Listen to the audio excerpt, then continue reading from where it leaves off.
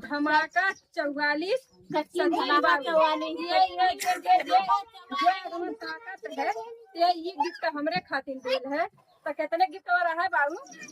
27 लाख के। 27 लाख है। 27 लाख के सचिन धमाका मतलब 2700 का है।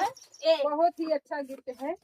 सचिन धमाका 44 दबंग डांसर ये भी है। बहुत प्यारा सा कपड़ा है।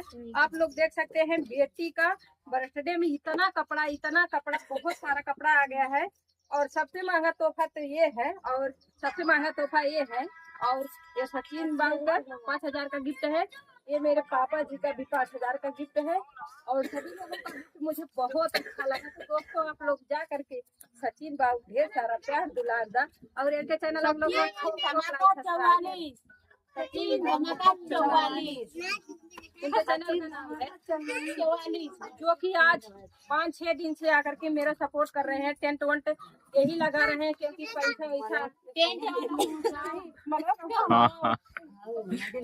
नहीं।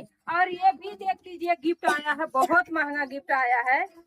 ये गुड्डी दीदी दी है। बहुत ही प्यारा सा गिफ्ट आया है।